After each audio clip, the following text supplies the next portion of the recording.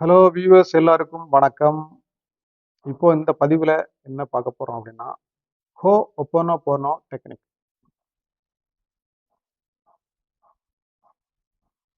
இந்த ஹோ ஒப்போனோபோனோ டெக்னிக் இது வந்து ஒரு ஹவாயின் லாங்குவேஜில் இந்த வார்த்தை ப்ரொனன்சியேஷனு ஹவாயின் டெக்னிக். இது பர்பஸ் என்ன அப்படின்னா மனதில் உள்ள இறுக்கத்தை எல்லாம் போக்கி, அதாவது பழைய ரெசிஸ்டன்ஸ் எல்லாம் போக்கி மனசை ஒரு அமைதியான ஒரு நிலைக்கு கொண்டு வர்றது. அதாவது மேனிஃபெஸ்டேஷனுக்கு தகுந்த ஒரு சூழ்நிலையை மனதில் ஆழ் மனதில் ஏற்படுத்தக்கூடியது. ரைட்டா? ஆமாம். இதில் ஒரு 4 சென்டென்ஸ் 4 வார்த்தைகள் வந்து சொல்கிறாங்க. இதை வந்து திரும்ப திரும்ப சொல்லிக்கிட்டே இருக்கணும், திரும்ப திரும்ப சொல்லணும். ஃபர்ஸ்ட் வந்து ஒரு 5 நிமிஷம் ஆரம்பிக்கலாம். ஒரு நாளைக்கு 5 நிமிஷம், ஒரு நாளைக்கு 5 நிமிஷம் அப்படி வைக்கலாம்.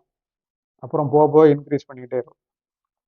ஸோ இது என்னன்னா ஃபர்ஸ்ட் வந்து நீங்கள் சொல்ல முடியாது, ஏன் போர் அடிக்கும். இந்த வார்த்தைகளே திரும்ப திரும்ப சொல்லிட்டு இருக்கேன்னா போர் அடிக்கும். ஆனால் அதை கைவிட்டுறக்கூடாது. ஃபர்ஸ்ட் 3-4 நாள் அப்படி பண்ணிக்கிட்டே இருந்தேன்னா அப்புறம் கண்டினியூஸாக நீங்கள் பண்ணிடலாம். ரைட்டா? ஸோ ஃபஸ்ட்டு அந்த ஒரு 3 நாள் ரொம்ப மைண்டை கண்ட்ரோல் பண்ணி பண்ணணும். ஓகே, இப்போ இது ஹோ ஒப்போனோபோனோ, இது இந்த வார்த்தைக்கு அர்த்தம் என்ன அப்படின்னா let us correct all the things. இப்படி எல்லா விஷயத்தையும் சரி செய்வோம்ங்கிறதா அந்த ஹோ ஒப்போனோபோனோவுடைய அர்த்தம். இந்த இதை நீங்க இங்கிலீஷ்லயும் சொல்லலாம், தமிழ்லையும் சொல்லலாம், தமிழ்ல இங்கிலீஷ்ல மாத்தி மாத்தி எப்படினாலும் சொல்லலாம். உங்களோட வைப்ரேஷன் வந்து கிரியேட் ஆகுது, அவ்வளவுதான். எமோஷன்ஸ் வந்து நீங்க வந்து ஜென்ரேட் பண்றீங்க, அதுக்கு தகுந்த எமோஷன்ஸ். ஓகே, ஸோ இப்போ என்னென்ன வார்த்தைகள்னு பார்ப்போம். I am sorry, please forgive me, thank you, I love you. எப்படி தமிழ்ல என்ன? ஐ எம் சாரி, நான் வருந்துறேன். ப்ளீஸ் ஃபர்கிவ் மீ, என்னை மன்னித்து விடு. தேங்க்யூ, ரொம்ப நன்றி. ஐ லவ் யூ, மனதார நேசிக்கிறேன். இதை தமிழ்ல சொல்லலாம், இங்கிலீஷ்ல சொல்லலாம், உங்களுக்கு விருப்பப்பட்டதில்லை மிக்சடாக கூட சொல்லலாம். தமிழ் இங்கிலீஷ் மாற்றி மாற்றி சொல்லலாம். ரைட், இப்போ இதை சொல்லதுனால என்ன பயன்? ஸோ அதுக்கு முன்னாடி என்ன பிளாக்ஸ், இதை பண்றதுல என்ன கஷ்டம் அப்படின்னு பார்ப்போம். இதை சொல்றதுல என்ன ப்ராக்டிக்கல் டிஃபிகல்ட்டி அப்படின்னா ஒரே வார்த்தையை திரும்ப திரும்ப சொல்றது போர் அடிச்சுக்கிட்டே இருக்கும். ஓகே, ஒரு டைம் சொல்லலாம், 2 டைம் சொல்லலாம், திரும்ப திரும்ப அதையே சொல்லி, ஏன்னா அது பலன் வந்து முதல்ல தெரியாது இல்லையா? பலன் தெரியாம திரும்ப திரும்ப திரும்ப திரும்ப திரும்ப திரும்ப சொல்றது வந்து ரொம்ப போரிங். ஆனால் அந்த போரையும் மீறி, போர்டத்தை மீறி நீங்க திரும்ப திரும்ப சொல்லிக்கிட்டே இருக்கணும், ப்ராக்டிஸ் பண்ணிக்கிட்டே இருக்கணும். ஃபர்ஸ்ட் 3 நாள் ஒரு மைண்டை கண்ட்ரோல் பண்ணிட்டு அதை கடந்து வந்துட்டீங்கன்னா அப்புறம் 4-5 நாள்ல இருந்தா ஈஸியா நீங்க உட்காந்துருவீங்க. ஓகே, ஈஸியா ப்ராக்டிஸ் பண்ணலாம். ஸோ ஃபர்ஸ்ட் 3 நாள் கிடக்கிறது கஷ்டம். ஸோ ஒரு நாளைக்கு ஃபர்ஸ்ட் நாள் ஒரு 2 நிமிஷம், அப்புறம் 3 நிமிஷம், அப்புறம் 4 நிமிஷம் அப்படி இன்க்ரீஸ் பண்ணிக்கிட்டே போயிட்டு இருக்கோம். அடுத்து என்ன டிப் அப்படின்னா இந்த வார்த்தைகளை சொல்ல சொல்ல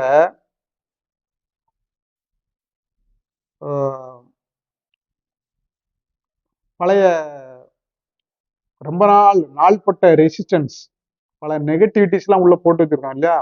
ஸோ பழையதெல்லாம் மைண்ட் வாய்ஸ் வழியா வெளியே கிளம்பி வரும். ஸோ திரும்ப திரும்ப இந்த வார்த்தைகளை சொல்ல சொல்ல நாள்பட்ட ரெசிஸ்டன்ஸ், நாள்பட்ட நெகட்டிவிட்டிஸ்லாம் வெளியே கிளம்பி வரும். ஸோ பழைய எண்ணங்கள்லாம் வரும். ஸோ அப்போ என்ன இதாகும்னா அந்த பழைய எண்ணங்கள் ஏதாவது வந்துன்னா உன்னுடைய மைண்ட் அதை நோக்கியே போயிடும். அந்த மைண்ட் வாய்ஸ் வந்து ஒன்று வந்து அந்த பழைய இதுக்கு கூட்டிட்டு போயிடும். அதாவது பல எண்ணங்களுக்கு உன்னுடைய தாட்ஸ் திங்கிங் வந்து அங்க டைரக்ட் பண்ணி இழுத்துட்டு போயிடும். அதை நீ கட்டுப்படுத்தணும். ஓகே. ஸோ மைண்ட் வாய்ஸை நோக்கி போகக்கூடாது. மைண்ட் வாய்ஸ் வந்தா போட்டு லெட் இட் கோ, வந்துட்டு போட்டு அப்படின்னு விட்டுறணும். விட்டுட்டு பழையபடி should come back to this 4 words. Okay. அது வந்து ரொம்ப இம்பார்ட்டன்ட். ஸோ அது கொஞ்சம் கட்டுப்படுத்துறது கஷ்டம். அதை ப்ராக்டிஸ் பண்ணிட்டோம்னா அது வந்துடும். ஓகே. ஸோ உன் மைண்டை இதுக்கு உள்ளே தான் ஃபோக்கஸ் பண்ணணும், இந்த 4 வார்த்தைகளுக்குள்ள. இந்த 2 தான் ப்ராக்டிக்கல் டிஃபிகல்டிஸ். ஸோ நீ அதை கடந்து வந்துட்டீங்கன்னா நீ வந்து கன்சிஸ்டண்டாக பண்ணலாம். ஸோ அப்புறம் உன் மைண்ட் வந்து அந்த இறுக்கமெல்லாம் தளர்ந்து ஒரு நல்ல ஒரு மைண்ட் செட் வந்துடும். ஸோ அதுக்கு அந்த இறுக்கத்தை தளர்த்தணும், ரெசிஸ்டன்ஸ் எல்லாம் போக்கணும். ஸோ ரெசிஸ்டன்ஸ் போயிடுச்சு அப்படின்னா, இறுக்கம் தளர்ந்துருச்சு அப்படின்னா உனக்கு அந்த நினைக்கிறதுல இருந்து ஈஸியா மேனிஃபெஸ்ட் ஆகும். அதுதான் என்னுடைய concept. Science behind this technique is that only. இறுக்கத்தை போக்கணும், ரெசிஸ்டன்ஸை போக்கணும். போகிட்டேன்னா மனசு தளர்ந்துரும். தளர்ந்துருச்சுன்னா அப்புறம் மேனிஃபெஸ்டேஷன் ஈஸியா நடக்கும். மேனிஃபெஸ்டேஷன் ஸ்டேஜுக்கு ஈஸியா வந்துடலாங்கிறது தான் இதனுடைய அப்ஜெக்டிவ், இதனுடைய நோக்கம்.